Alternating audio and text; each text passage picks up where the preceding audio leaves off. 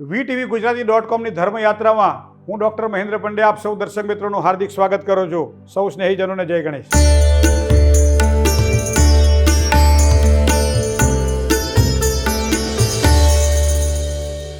सबसे बड़ा रोग क्या कहेंगे लोग?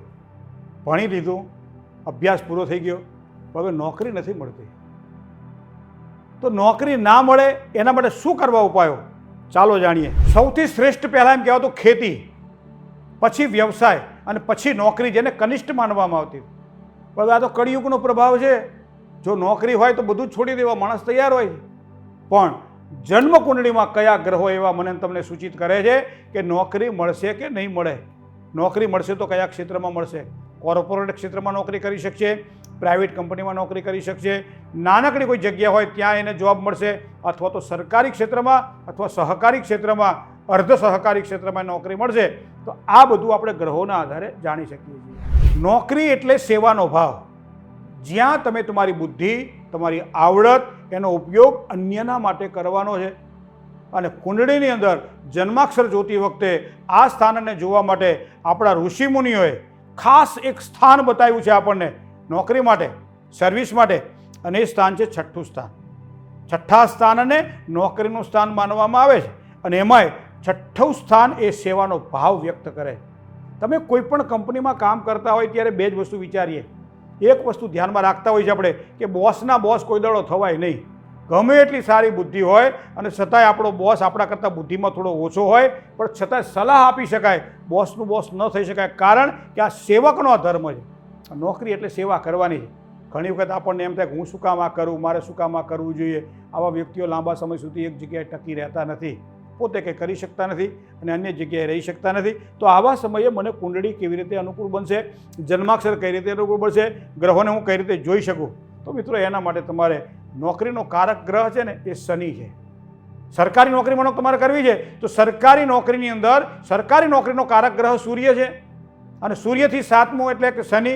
तो जेमां तमारे काम करवानुं छे, मतलब सेवकना जे कारक जे ग्रह छे शनि छे। तो आ प्रमाणे सूर्य एटले गवर्नमेंट जॉब अने शनि एटले पोते गवर्नमेंट जॉबनी अंदर पोताने अनुकूलता प्रमाणे शुं एवुं के आपणी पासे एज्युकेशन छे के जेना कारणे अभ्यास करी शकीए।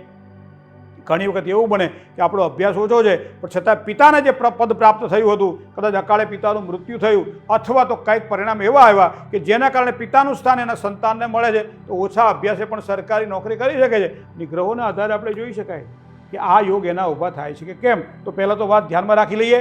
छठ्ठा स्थान ने ध्यान में राखीए। छठ्ठा स्थाननो जे कारक ग्रह छे शनि ने ध्यान में राखीए। अने शनि अने सूर्य सरकारी नौकरी माटे जो ध्यान में राखवामां आवे तो सारी सफलता मळशे के निष्फळता मळशे ए आपणे एना द्वारा खबर पड़ी जाय छे।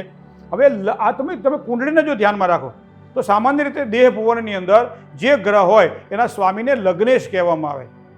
अने लग्नेश ग्रह जे पड्यो होय ए लग्नेश ग्रहनी दशा अने एनी अंतरदशा ने जो ध्यान, कारण घणी वखत 25 वर्ष थई जाए, 26 वर्ष थई जाए, नौकरी माटे सारा युग ऊभा थाय नहीं। 27 वर्ष थई जाए, वारंवार नौकरी बदलवी पड़े, 29, 30 के 35 थई जाए छतांय स्थिरता न मळे। आवा समये कुंडलीना ग्रहोनी अंदर लग्नेश अने लग्नेशनी दशा अने एनी अंतरदशाने जो ध्यान में राखवामां आवे तो आपणने नौकरी विषे सारी जाणकारी प्राप्त थाय छे। बीजी बात भाग्यस्थान है। तो भाग्यस्थान 9मुं स्थान है। 9मा स्थानना स्वामीने नवमेश कहेवामां आवे छे। अने नवमेश ग्रह जे पड्यो होय ते एनी दशा अथवा एनी अंतरदशामां माणसने सारी नौकरी प्राप्त थती होय छे। एथी तमे आगळ जाओ, तमारो सेवानो भाव એટલે छठ्ठो भाव। तो छठ्ठा स्थाननो स्वामी ग्रह जे होय जेने षष्ठेश कहेवामां आवे छे, षष्ठेश जो दशामां आवतो होय अथवा एनी अंतरदशामां आवतो होय आ समये झड़पथी नौकरीनी प्राप्ति थाय छे, सारी नौकरी एने मळे छे। कुंडलीमां आम तो घणा बधा स्थान जोवाना होय।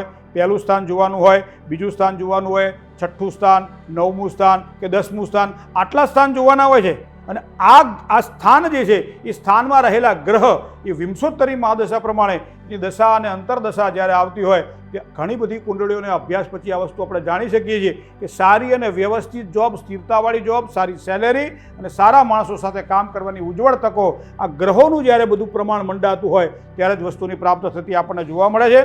घणी वखत तमे जुओ के शुभाशुभ घटनाओ बॉस साथे बनતું નથી, नौकरी ओછી छोड़ी देवी पड़े है। सारो सेलरी है, सारो पगार है, सारी जगह काम करे पण छतां बॉस साथे क्यांक अंटस पड़ी गई नौकरी। आवा समय तमे राहुने जोजो, राहुने जुओ એટલે હંમેશા તમને આ ઘટનાઓ વિશે ખબર પડી જશે કે આ બન્યું શેના કારણે।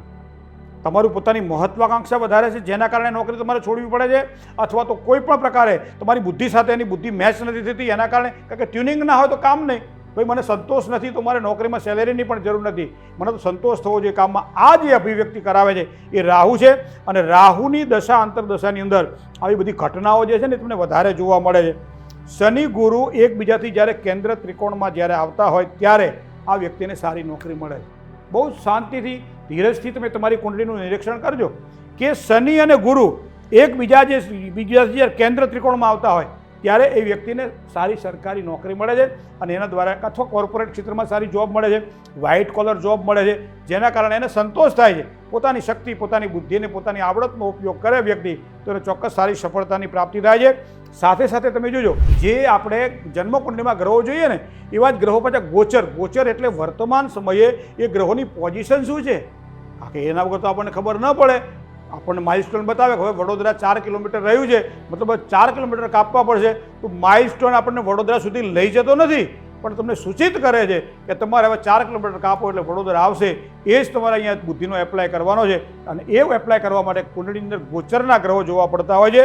શનિ અને ગુરુ 10મા સ્થાનને સ્પર્શ કરતા હોય, શનિ અને ગુરુ 10મા સ્થાનને અથવા દશમેશ સાથે કોઈ એનો સંબંધ હોય ત્યારે સમજી લો એને સારી સરકારી નોકરી અથવા તો કોઈ પણ ક્ષેત્રમાં સારી જોબની ઓપોર્ચ્યુનિટી એને પ્રાપ્ત થાય છે.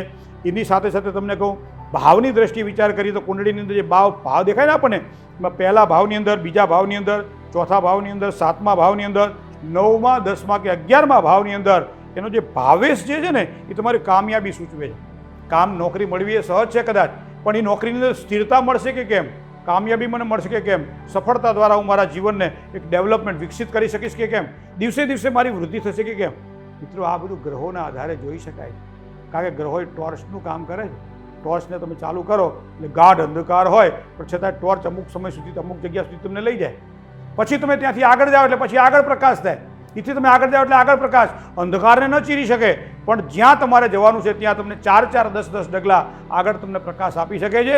મને તમને ગ્રહો આ સૂચિત કરે છે કે જો તમારે નોકરી જોઈતી હોય તો તમારે આ સ્થાને જોવું પડશે, 6ઠ્ઠા સ્થાને જોવું પડશે, શનિ અને સૂર્યના બળને જોવું પડશે, ગુરુના બળને જોવું પડશે, અને આ પ્રમાણે કુંડળીના ભાવેશ અને ભાવકારકને જોયા પછી આપણે નક્કી કરીએ કે ક્યારે સારા યુગ ઊભા થાય છે, દશાંતર દશા ક્યારે આવે છે, જેના કારણે મને સરકારી સારી નોકરી મળે. આવી એક વાત આપણને જ્યોતિષના માધ્યમથી પણ જોવા મળે છે.